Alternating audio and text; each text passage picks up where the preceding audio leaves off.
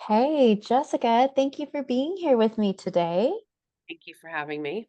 Awesome. So I'm so excited to be having this conversation at this time of the year, at the new year, because everybody is focused on health in all kinds of different ways. And I always think about you during this time and the work that you do because you have such a wonderful idea of health that I think goes beyond a lot of the health efforts that I see happening at the beginning of the year. And I want to just kind of explore that with you a little bit and talk about, what health means to you, and reflect a little bit on some of the health trends that you see happening during this time of the year. Okay, good. Well, I'm curious what yours. I want to flip it back. I'm like, what are you seeing? What's out there that you're seeing that I'm not, or is it just the obvious things? I Just the am. obvious things. Yeah, the boring, the same old boring obvious things. The Yes. gym memberships and the Oh weight my loss God. goals and the Yeah. diets, those Right. things. My God. I roll. I roll. I roll. Well, I will say one thing about that right off the bat, which is this is where we're like delusional culturally, which we are delusional about a lot of things, but that's for later. Um, is that in the Northern Hemisphere, unless you're in like Florida or something, like it is, well, it's still the darkest time of year. It's the coldest and darkest time of year. It is the worst last time you should ever, the worst, not last time, the worst time one should ever go on like a cleanse or a detox or whatever. You're supposed to be eating like nourishing foods, warming foods, comforting, healing foods, not like lettuce and like, and also that won't give you what you're wanting anyway. I mean, it's nice. We like lettuce. It's fine. But as long as it's like, you know, cleaned up and not too much pesticide laden and I don't know, whatever. Anyway, but Mhm. it's like the worst time. So we've messed up already, even in that, even in like this time of year being that's when you're supposed to do that. It kind of makes no sense. Like I'm going to do a bunch of juicing right now. It's like winter and freezing out. Like why would you do all that? So you got to be realistic about where you live and what climate you live in.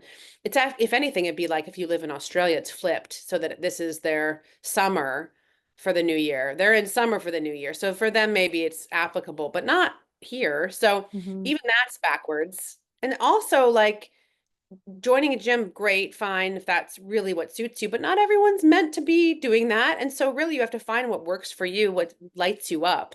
And for some Mhm. people, it's not walking on a treadmill all day long or whatever it is. Like you don't, it's not, that's not the answer. It really has to suit you and your body and your style and your constitution and your type. And so even that's backwards. And also like people usually go like full throttle. And again, it's not the right time of year to go full throttle. This is like the winter season. It's like it's a time for cocooning more. So I don't know, people can be a little out of whack and unrealistic. And but I do think it's the time when we are supposed to be planting seeds for things that we work towards bit by bit, maybe come springtime, which is the actual new year, like towards the end of March when things are waking up and coming up from the ground and coming to into the light in a different way because it's a different season.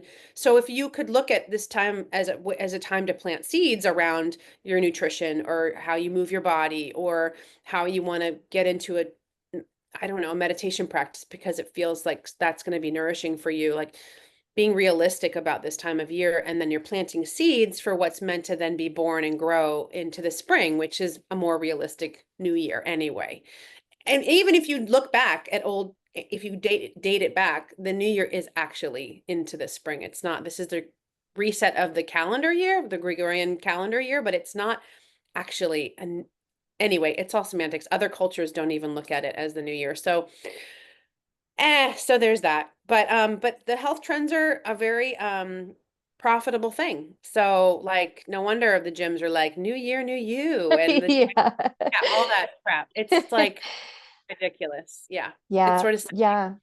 Yeah, you and I have been talking lately about this arbitrary date of January 1st and that push to, be more health oriented and how you brought up this really great point that health is an ongoing journey. It's not, and we treat it as kind of in January it spikes up, we get all this focus on it, and then we burn out and we lose focus on it. And I love the idea of planting seeds that we can continue to nurture and grow and have a more steady presence with our health.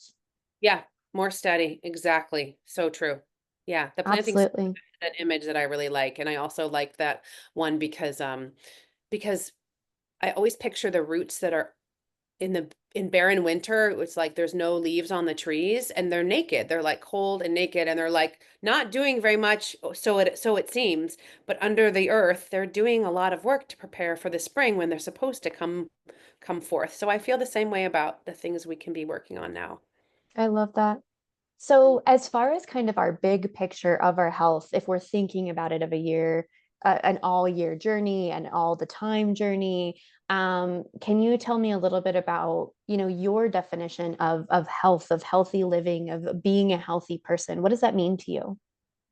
Well, I think there's different categories. There's being a healthy. I even think there are people that can be out of whack in their body in physical health, but actually in pretty good mental health, even though you'd think that they don't go together. There are people who can be, anyway, it's all balance, but whatever that means. But I think that there's also always next levels to things so that while you may be someone who feels like you're healthy in terms of that you hydrate well and you get good amount of sleep and you know how to manage stress pretty well and you like all those things are there's always the next level of how those things could be just a little bit more in tune or something. So there's Mhm. always the next step. So even though I feel like I'm generally speaking in good health, there's areas where I'm um really challenged right now and in a way that I hadn't been 5 years ago. And I'm like, how did this happen? And I know how for the most part. It's like, so there's always something that I can look at to work on. And the same with my clients. They're just sometimes we're all at a place where, or sometimes we are at a place where we need additional support because we can lose our way to like, well, wait, what should I focus on? Like, what do I need to look at? So I think health is kind of like beauty is in the eye of the beholder. Health is too. You know Mhm. when something's off and doesn't feel quite right, even though you could do tests and tests and tests and some things are undetectable. Like you could have some blood disorder that you never know about at all, and then you get it checked and you're like, "Oh my God, I would have never known this. I don't have symptoms." So there's ways that things can be hidden, um, which doesn't make you unhealthy. It just means there's something that needs attention. Um, so it's like a moving target, health is in a way. But I Mhm. do like generally people know when they're feeling more vibrant or more radiant or more in their most well place, even though it can change from day to day or week to week. And also, what's interesting that a lot like this has always been fascinating to me that there are people who appear to be like fit and lean and whatever, and appear to the world like they're the perfect bill of health, and they are not. Mhm. They have demons that they deal with in their heads that no one knows about. They have a blood disorder, they have a parasite, whatever. They have something that's off, or the telomeres in their genetic SNPs are such that they're predisposed for certain things that they don't even know about that lie dormant and then are woken up because of environmental stressors. And doesn't mean that they aren't healthy. It just means they're predisposed and then they're in an environment with a lot of toxins and it wakes up something that's in their bodies that they would have never really known about.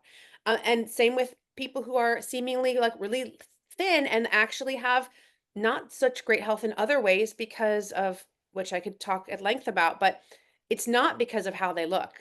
And there are people that sometimes are a little heavier that actually like cardiovascularly, they are fine or they are extremely flexible and they're great yogis or like, so it's actually a broader spectrum that is worthy of being aware of than I think people give credit to. I think it's changing in that regard, but generally speaking, most people know when something's a little off. You Yeah. know, like even if they don't want to admit it to themselves, and even when they do, they know when something's not feeling quite right.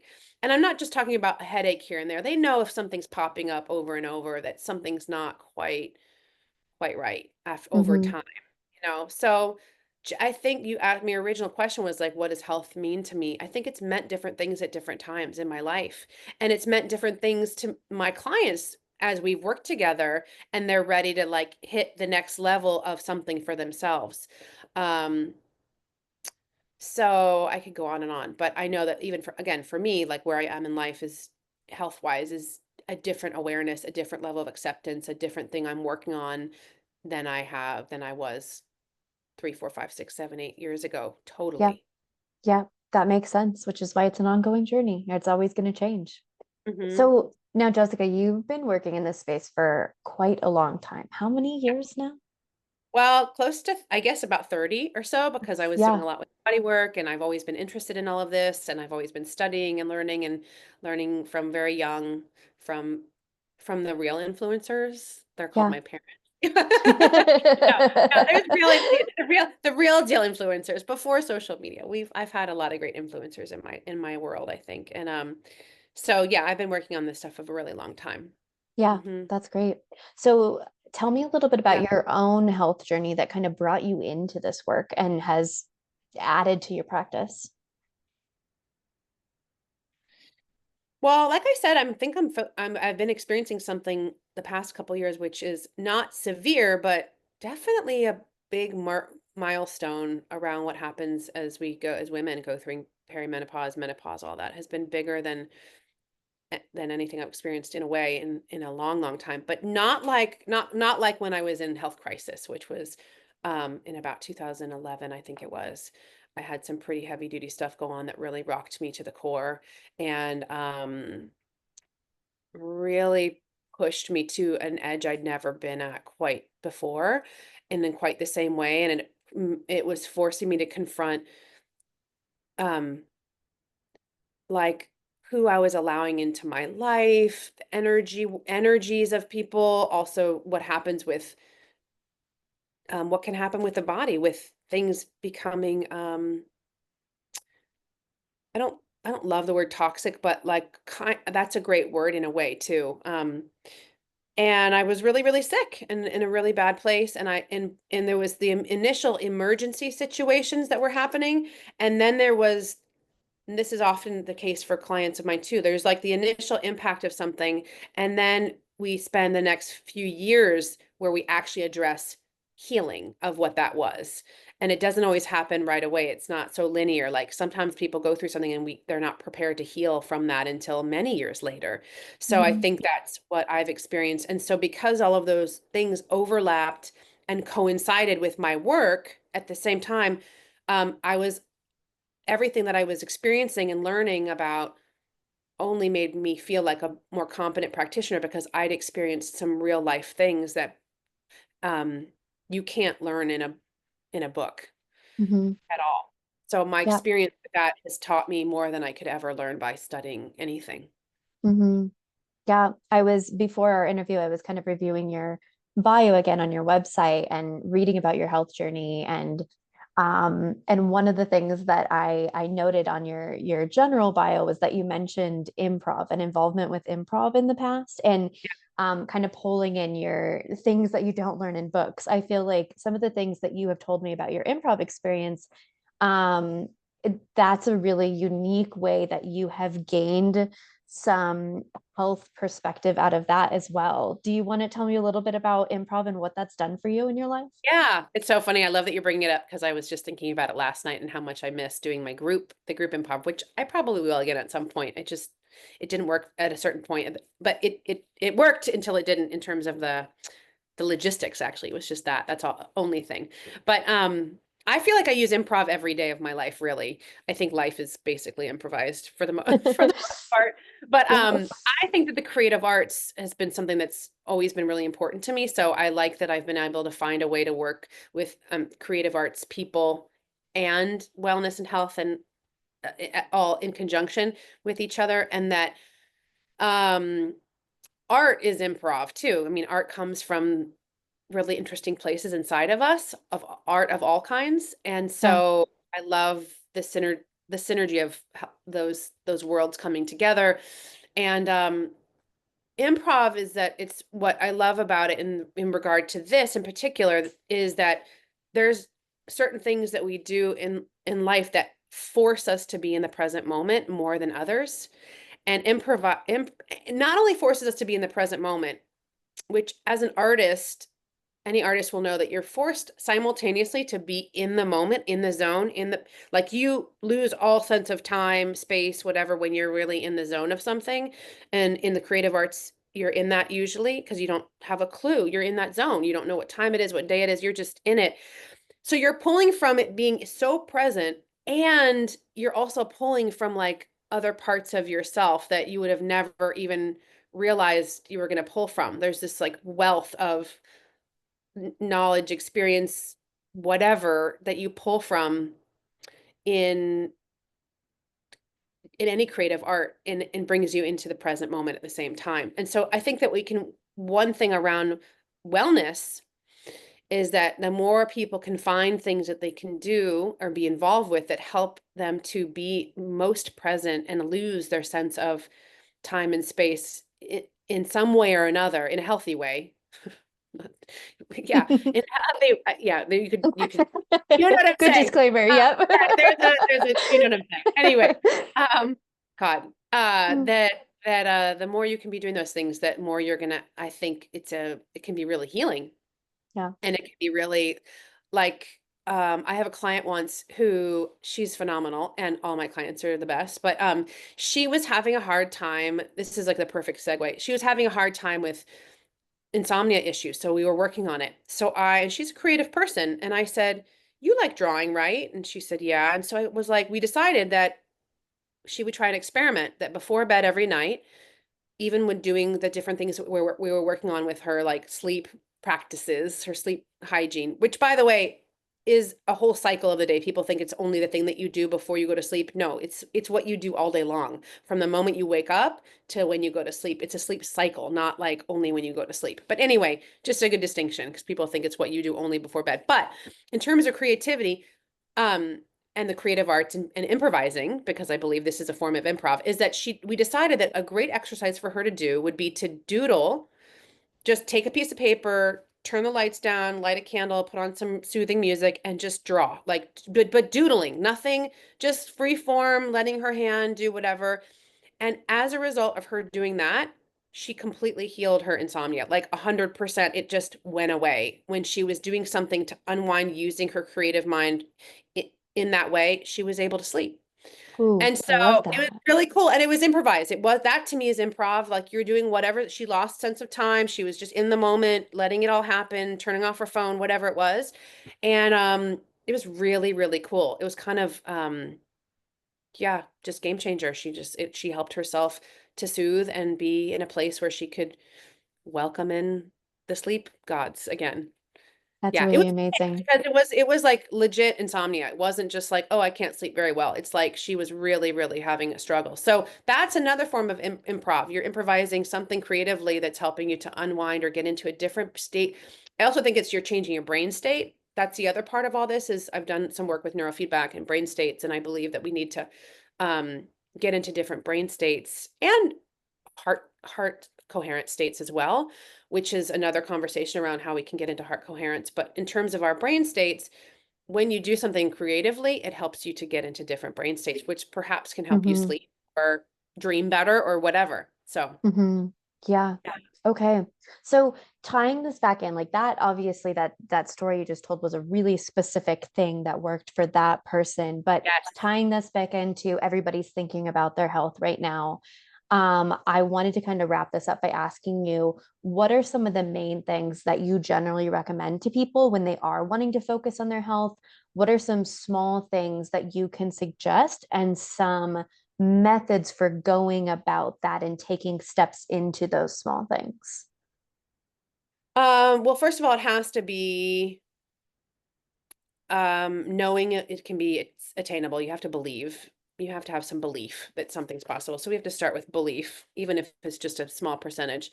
The other thing is, it has to be attainable. And what I mean by that is like nothing, it has to be within reach. Like, so in terms of some small actionable step, and I think I probably told this story many, many times, but like it might be something literally like my one health goal for the year, or if it's for the year or for now or the next 6 months or whatever.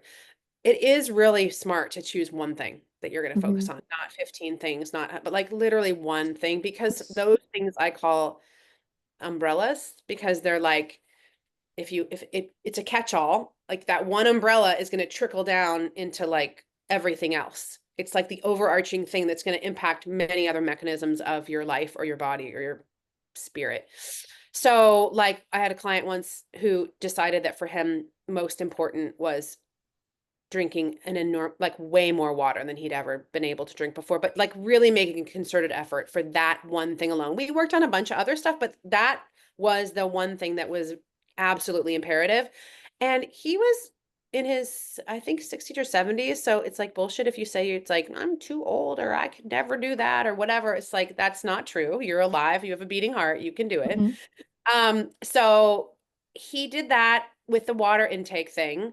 And over the course of a few months, he needed to lose some weight. He was definitely like not comfortable in his body. He lost, I don't know, 20, 30 pounds, went off, I think all but one of his medications. I don't remember the one that he stayed on. I'll have to look back at my notes, but he went off almost all his medications, totally didn't need them. His doctor was like, "What are you doing?" He changed some few things dietary wise, but it wasn't anything crazy. The main thing was that one thing was the water. Now, for everybody, anyone listening is like, obviously you have to find something that's your thing. Hmm. Um, Maybe it's that you take a walk every day after lunch just to get out and break up your day and get out of your desk chair, and you take a walk around the block a few times or with a friend or listen to an audiobook or something. Like that one thing can actually have massive impact. I think we're in a culture too where we think that we're we like dramatic things. Like we think there has to be like bigger, better, faster, stronger, more is better, whatever. But it's not really true with necessarily with your health unless you're in an extreme health crisis. If you're in an extreme health crisis, you have to do more things usually. But even then, you have to still only do what you can do and do the baby steps required to get you to a well place, which I've had to do. I've been in very, very, very compromised health places in my life at times, and they required heavier lifting, but they require the consistent and persistent action steps that get you to where you want to be and who you. The other thing is like you're becoming who you're meant to become along the way while you're practicing these things. You are Hmm. becoming who you're meant to become as you're practicing them. So he became someone who likes to drink more water. And so what if he pees more because it helps flush his kidneys? And like he felt like a more vibrant person as a result. So I think everyone could choose one thing. I could give you a list of top 5 things that could move the needle. But again, it really shouldn't be complex or like Hmm. because you're not going to really do it or you'll do it for a little while and then you'll be like, who cares, or it has to be something that hopefully you'll see results that you feel good about. And you might be surprised with results. Like he didn't start drinking more water even knowing that getting off his meds was even possible, or that Hmm. he didn't even think about that. It happened naturally because of his body getting what it needed and was starving for. Hmm. I love that. That's a very For cool story. For Yeah. some people, like it might be community related, like they need to talk to their friends more or something. Yeah, it's a great Hmm. story. Both, it really is. Like it was a great example. Hmm. I have a That's million stories. great. Mhm. And you also have a million resources. So I was going to say, if anybody is interested in kind of looking at their health and figuring out what is going to be a good fit for them, I'm going to point in the description here of the video to point people to your resources, because you have blog posts, you have videos, you have a great newsletter. You have a lot of different resources covering these different areas, and I know you talk a lot about how to guide people through small steps. You have recipes, even if food is the thing that people want to tackle. So I know that can be a really supportive place for people. I'm going to point that out. And thank you so much for taking the time to talk and share all this great Yeah. insight. It's so great to visit with you. I'm glad to be here. And of course, if anyone wants to reach out directly, I'm accessible if people have like want to have a discovery call, which talk about what they're trying to work on, what they need, where they could use any other support. I'm happy to communicate with people. So Awesome. yeah. Thanks. Thanks, Thanks Jess. so much, Jessica. Yeah.